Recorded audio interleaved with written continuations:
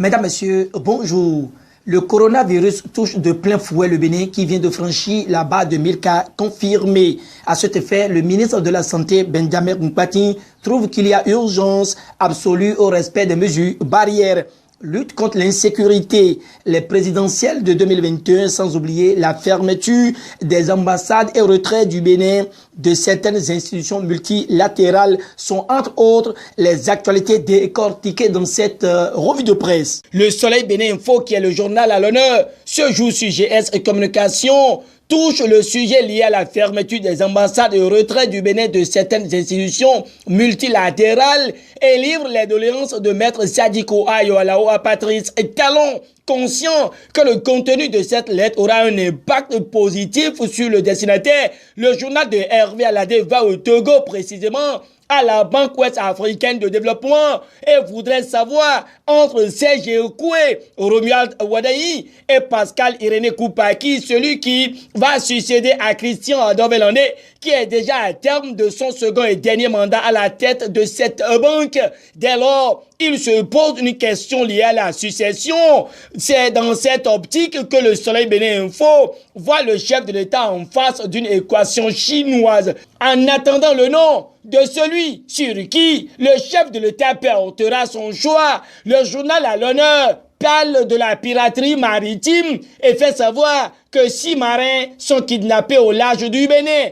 Doit-on revenir sur les décisions prises ce mercredi en conseil des ministres?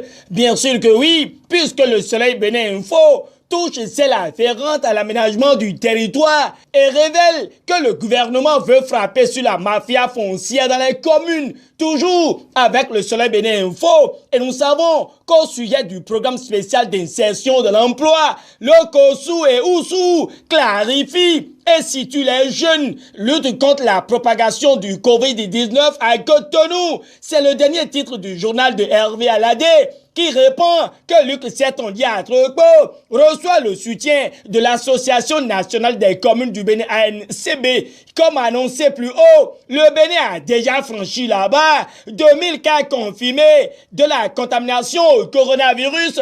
Et pour attirer l'attention de tous et inviter au respect strict des mesures barrières, la nation rapporte selon les propos du ministre Benjamin Nkpati, je cite, « Le mal est dans la communauté » et circule. Le matinal revient sur les mêmes propos et mentionne que ces 15 cas sont constatés et sous traitement. Le défi d'une génération signale aussi que les responsables des marchés sont sensibilisés sur les gestes barrières. Avec les maires, la tendance sera inversée, rallonge le matinal des actualités liées au Covid-19 dans notre pays. Les journaux se sont également prononcés sur la lutte contre l'insécurité à Cotonou. La tribune de la capitale en sait quelque chose et rapporte que 2 présumés braqueurs ont été éliminés dans la matinée de ce jeudi 25 juin 2020 par les éléments de la police républicaine de Fifadi, révélant les circonstances et les faits qui ont débouché sur la mort de ces 2 présumés braqueurs.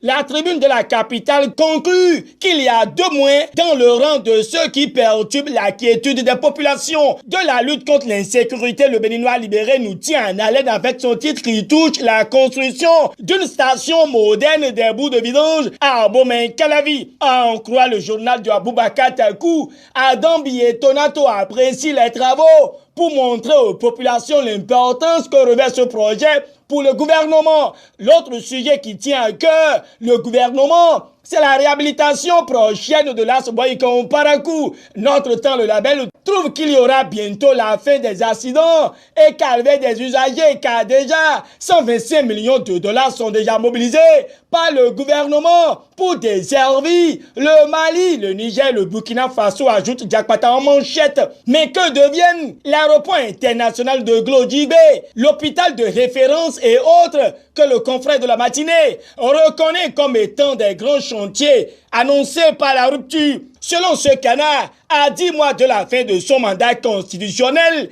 certains grands chantiers annoncés par le régime du président Patrice Talon à travers son programme d'action de gouvernement peine à sortir des terres. Et pourtant, l'homme a dirigé pendant bientôt 5 ans avec une politique économique assez sur les critères de nouvelles tasses. Si pendant des années passées, ces travaux n'ont pas été faits, c'est en moins de 10 mois qu'ils verront le jour, se demande le confrère de la matinée. Avec le même canard, l'assainissement des villes d'Abomey et de Cotonou pointe à l'horizon, touchant l'inondation, vu comme un phénomène qui défie tous les régimes. Le confrère de la matinée veut connaître celui qui complote contre le destin de ces 2 grandes villes du sud du Bénin. Sans répondre, Dynamisme Info s'installe et reste collé aux actualités relatives au présidentiel de 2021 qui ne reste que 10 mois. Quand la rigidité des tests amène à telle les intentions de candidature, écrit le journal de Parfait Bocon en manchette. Suivant ses explications, c'est la première fois depuis le renouveau démocratique à quelques exceptions que celui qui assure actuellement la plus haute fonction attend d'aviser sur sa candidature. Mieux qu'un partisan, de son camp ni celui qui critique ses actions n'a annoncé officiellement sa candidature. À l'origine, Dynamisme Info voit les dispositions pour les élections visiblement corsées pour étouffer les ambitions et avantageuses pour le pouvoir en place. Mais à quel moment des échéances Patrice Talon avisera-t-il, se demande Dynamisme Info. Droit dans ses bottes et matin libre présente l'image des opposants qui ont gardé la ligne. Fin de cette revue de presse. Merci de l'avoir suivi.